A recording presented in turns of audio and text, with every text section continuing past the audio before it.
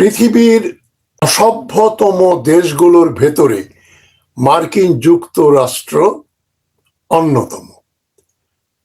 আপাতত দৃষ্টিতে দেখা যায় তিনটা দেশ পৃথিবীর বর্তমানে অসভ্যতম, একটা ইসরায়েল, আরেকটা ভারত, আর আরেকটা মার্কিন যুক্তরাষ্ট্র। ডোনাল্ড ট্রাম্প ক্ষমতায় আসার বহু আগেই মার্কিন যুক্তরাষ্ট্র তার বর্বরতা ও অসভ্যতা দেখিয়ে আসছে। এমনকি মার্কিন যুক্তরাষ্ট্রের প্রতিষ্ঠা হবার আগেও উত্তর আমেরিকা এবং দক্ষিণ আমেরিকাতে ইউরোপীয়রা, British, French, German, Portuguese, Spanish যারা সেটেল করেছে, দখল করে দেশ বানিয়েছে নিজেদের, তারা সবাই ছিল বর্বরতম জনগোষ্ঠীর অন্যতম। তারা নির্বিচারে কোটি কোটি মানুষ হত্যা করেছে, তাদের অধিকার ক্ষুণ্ণ করেছে। সাদা মানুষ কালো মানুষদের শুধু কৃতদাস বানিয়ে রাখেনি, দাস প্রথা রোধ করার পরেও এখনো মার্কিন যুক্তরাষ্ট্রে কালো বা যাদেরকে কালার্ড বলা হয় তারা দ্বিতীয় বা তৃতীয় শ্রেণীর নাগরিক। সুতরাং ডোনাল্ড ট্রাম্প ইরানকে নিয়ে যে কথাগুলো বলেছেন, যা করেছে, সেগুলো আমাদের চোখের সামনে ঘটেছে বলে আমরা এখন খুব বিষয়টা নিয়ে অবগত। এই কদিন আগে, মানে এই দুদিন আগে, ইরানের প্রয়াত নিহত নেতা আয়াতুল্লাহ আলী খামেনির জানাজাতে যে 3 কোটির বেশি মানুষ হয়েছে এবং তার শ্রদ্ধাঞ্জলি জানাতে পৃথিবীর 100টা দেশের প্রতিনিধিবৃন্দ সেখানে গিয়েছেন তাদের শোক এবং শ্রদ্ধা নিবেদন করতে। এটা দেখে ডোনাল্ড ট্রাম্পের মাথা খারাপ হয়ে গেছে এবং সে বলেছে যে এত মানুষ আসবে, আমি তো মনে করেছিলাম আয়াতুল্লাহ খামেনি আদৌ জনপ্রিয় নয়, তার জানাজায় তাকে শ্রদ্ধা জানাতে এত মানুষের সমাগম হবে সেটা আমি জানতাম না। তবে সে যে কথাগুলো বলেছে সেটা খুবই আপত্তিকর। এরপরে সে বলেছে ইরানের সব শীর্ষ নেতা এক জায়গায় জড়ো হয়েছিল, এক শটেই সবাইকে শেষ করে দিতে পারতাম, কিন্তু আমরা সেটা করিনি, কারণ আমরা খুব মহান, আমরা ভালো মানুষ, উই আর নাইস পিপল। এই কথার ভিতরে যে ঔদ্ধত্য আছে তার জবাব দিয়েছে ইরান খুব ভদ্রলোকের মতো। ইরান বলেছে তোমাদের না আছে সভ্যতা, না আছে ইতিহাস, না আছে সম্মান, সুতরাং তোমাদের কাছ থেকে আমরা এই ধরনের কথাই এক্সপেক্ট করি যে ইচ্ছা করলে তোমরা মেরে ফেলতে পারো, ধ্বংস করতে পারো। ধ্বংস করাটাই হচ্ছে তোমাদের নীতি। তোমাদের মাত্র 250 বছরের ইতিহাস, মানে 1776 সালে আমেরিকা স্বাধীনতা ঘোষণা করে, 2026 সালে এখন তারা 250তম বার্ষিকী পালন করছে।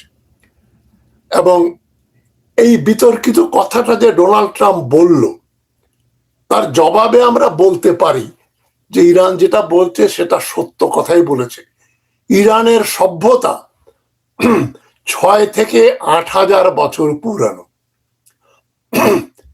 6,000 বছর আগে সুসা নামে একটা শহর, একটা সিটি প্রতিষ্ঠিত হয় ইরানে। এবং আমরা সবাই সাইরাস দ্য গ্রেট, তাদের যে সম্রাট ছিলেন তার সম্বন্ধে জানি। সাইরাস দ্য গ্রেট একটা হিউম্যান রাইটস চার্টার দিয়েছিলেন আজ থেকে 2,500 বছর আগে, সেটা জাতিসংঘেও সেটার টাঙানো রয়েছে। মানে মানুষের অধিকার, বেঁচে থাকার অধিকার, তার সম্মান পাবার অধিকার, সমান অধিকারের অধিকার, এই কথাগুলো সাইরাস দ্য গ্রেটের কথায় ফুটে উঠেছে। সুতরাং মার্কিন যুক্তরাষ্ট্র বা ইউরোপ এ ধরনের কোনো ডকুমেন্ট দেখাতে পারবে না এত পুরানো। তো এখন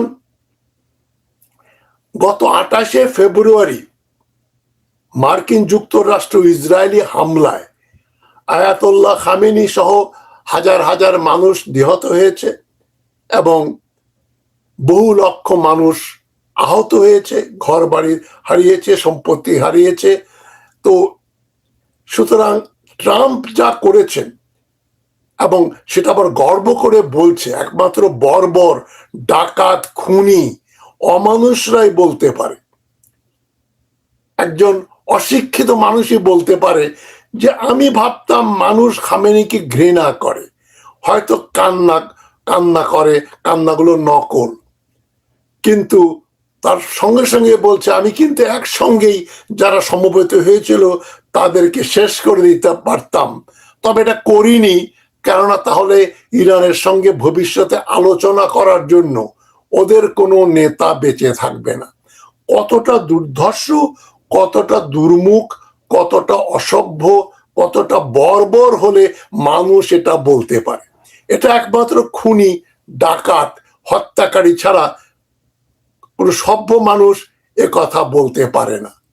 তো আর্মেনিয়াতে ইরানি দূতাবাস থেকে একটা স্টেটমেন্ট দিয়েছে যে মানুষকে মারা যায় কিন্তু আদর্শকে মারা যায় না।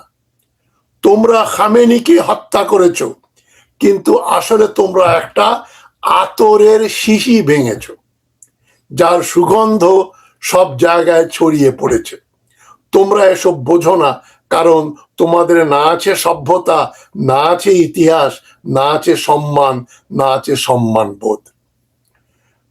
ইরান যখন বলে তোমাদের ইতিহাস নেই, যেটা আমি বললাম, ইরানের কমপক্ষে 8,000 বছরের ইতিহাস রয়েছে, আর মার্কিন যুক্তরাষ্ট্রের 250 বছর, সেটাও কিন্তু কালিমাময়। এই 2050 বছরে মার্কিন যুক্তরাষ্ট্র যে পরিমাণ মানুষ হত্যা করেছে, চেঙ্গিজ খানের পরে এত মানুষ কেউ হত্যা করেনি। মানে প্রথম মহাযুদ্ধের পরে মার্কিন যুক্তরাষ্ট্র পৃথিবীতে কয়েক কোটি মানুষ হত্যা করেছে।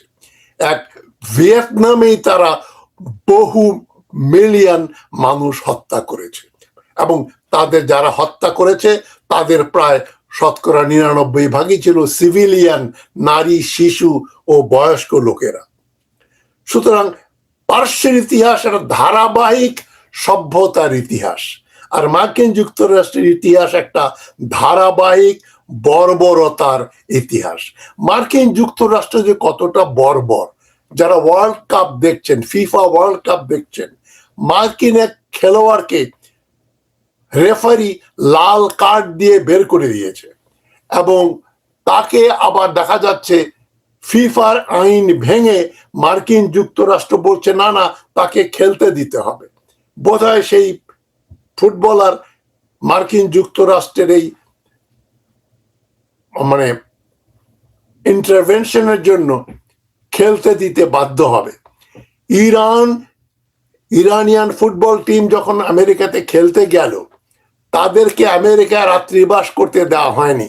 রাতে তারা থাকতো মেক্সিকোতে, সেখান থেকে ফ্লাই করে খেলার মাঠে যেত, খেলতো, খেলার পরেই তাদেরকে পরবর্তী বিমানে করে আবার মেক্সিকোতে ফেরত যেতে হয়েছে।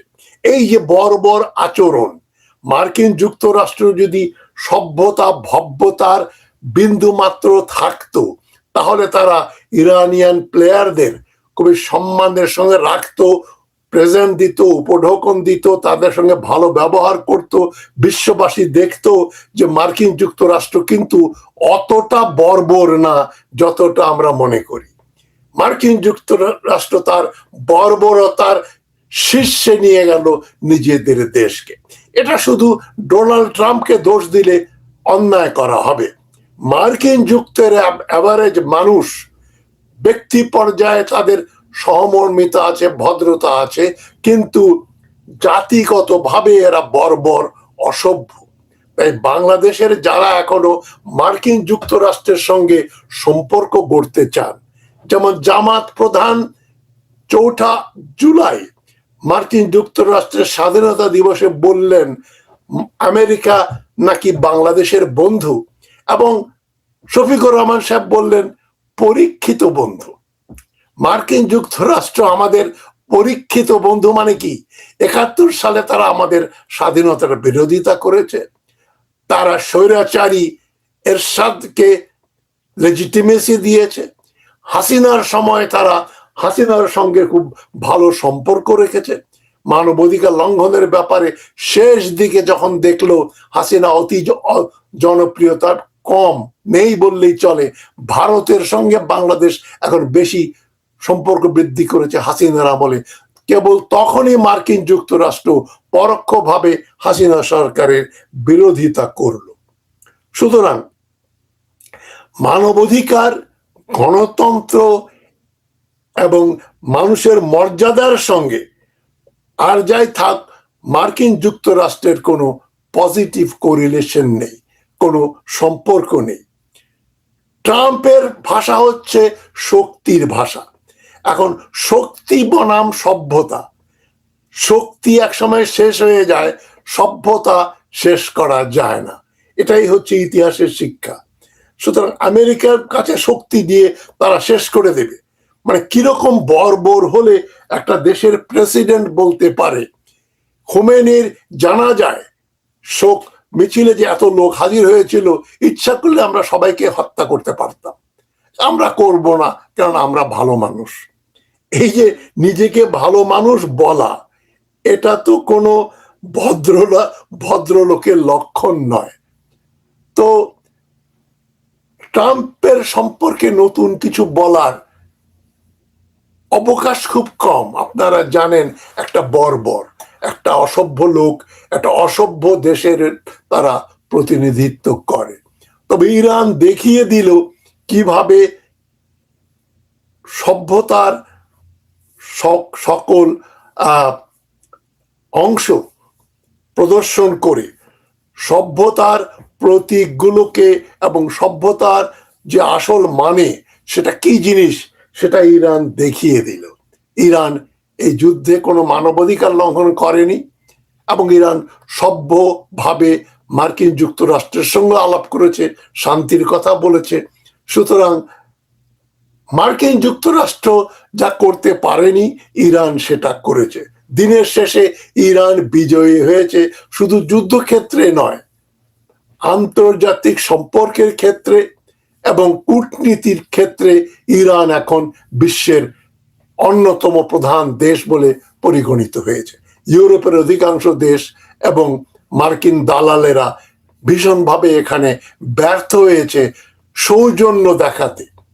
এখন এই যে ইরান যে ডিপ্লোমেসি, তাদের কূটনীতি কতটা শক্তিশালী, এই যারা বিভিন্ন দেশের প্রতিনিধিরা যারা খামেনির মৃত্যুতে শোক প্রকাশে ওখানে গিয়েছিলেন, ডেলিগেট পাঠিয়েছেন, ইরান পবিত্র কোরআন শরীফের ওই আয়াতগুলো ব্যবহার করেছে যেটা বিভিন্ন দেশের সঙ্গে প্রযোজ্য।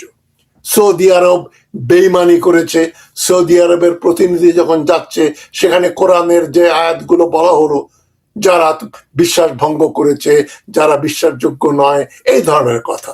তুরস্কের প্রতিনিধিকেও একই ধরনের ইনডাইরেক্টলি বলেছে তোমরা আমাদের বিপদের সময় এগিয়ে আসোনি। পাকিস্তান এবং বাংলাদেশের প্রতিনিধিদের যখন ওখানে দাঁড়িয়ে শ্রদ্ধা জ্ঞাপন করছে, তখন কিন্তু যে আয়াতগুলো ওখানে তেলাওয়াত করা হলো সেগুলো তাৎপর্য ছিল যে এরা বন্ধু, এরা সভ্য, এরা আমাদের শত্রু নয়। এই ধরনের আয়াতগুলো ওখানে বাজিয়ে তেলাওয়াত করে শোনানো হলো। তো ইরানের সঙ্গে মার্কিন যুক্তরাষ্ট্রের বা ইরানের নেতৃবৃন্দের সঙ্গে ডোনাল্ড ট্রাম্প ও তার সহযোগীদের তুলনা করাটাও একটা হাস্যকর ব্যাপার।